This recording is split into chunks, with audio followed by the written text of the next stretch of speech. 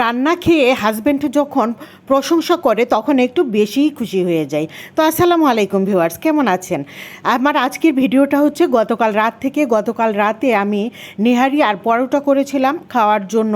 তো নেহারিটা 3 দিন যাবত আমি রান্না করে নিচ্ছি, আর বাগার আগেও দিয়েছিলাম, আবারও আজকে একটু বাগার দিয়ে নিলাম।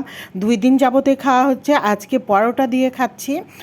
তো পরোটা দিয়ে নেহারি খেয়ে নিচ্ছে। আর যে বলতেছিলাম, হাজব্যান্ড খুবই প্রশংসা করেছে নেহারির। এবারের নেহারিটা আসলে অন্যবারের তুলনায় একটু বেশি মজা হয়েছে। আর হাজব্যান্ডের প্রশংসা তো মানে একটু বেশি ভালো লাগে।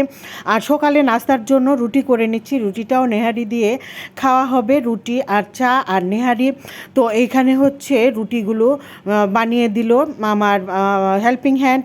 এখন হচ্ছে সে সেকেও নিয়েছে। তারপর খাওয়া দাওয়ার পর এই তো হাজব্যান্ডকে একটু চা বানিয়ে দিচ্ছি।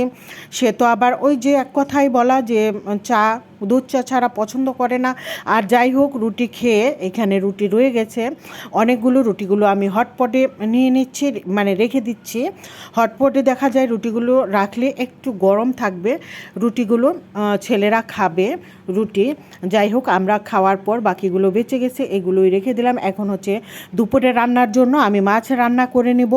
আজকে শুধু এই একটা তরকারি রান্না করব আমি।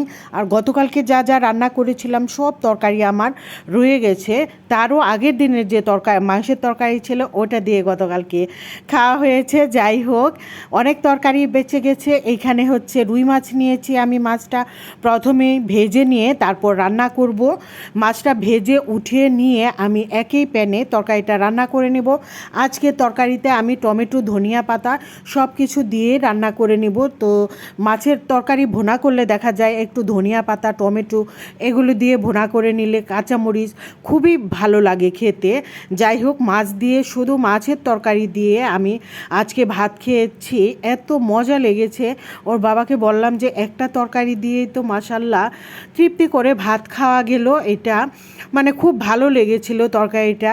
মাছ উঠিয়ে রেখে ওই তেলের মধ্যেই আমি পেঁয়াজটা একটু ভেজে নিলাম। তারপর এখানে রসুন বাটা, পেঁয়াজ বাটা দিয়ে দিলাম, ধনিয়া গুঁড়া, জিরা গুঁড়া, হলুদ গুঁড়া, মরিচ গুঁড়া সব মশলা আমি দিয়ে দিব। তারপর পেঁয়াজ রসুনের বাটিটাও আমি একটু সুন্দর করে ধুয়ে এখানে দিয়ে দিলাম। যেহেতু মশলাটা শেষ, মশলাটা আর ফেলবো, তাই মানে বাকি মশলাটা সুন্দর করে ধুয়ে আমি দিয়ে দিলাম। আর এই যে ফ্রোজেন করা টমেটো দিয়ে দিলাম, এটা আমার ছাদ বাগানের টমেটো। যাই হোক, এখন ভালো করে বলক চলে আসলে তারপর আমি ভেজে রাখা মাছগুলো দিয়ে দিব। তারপর ধনিয়া পাতা দিব, কাঁচামরিচ দিব। তো সুন্দর করে যত্ন করে তরকারিটা রান্না করে নিয়েছি আমি। খুবই সুস্বাদু ছিল মাছ রান্না আজকের।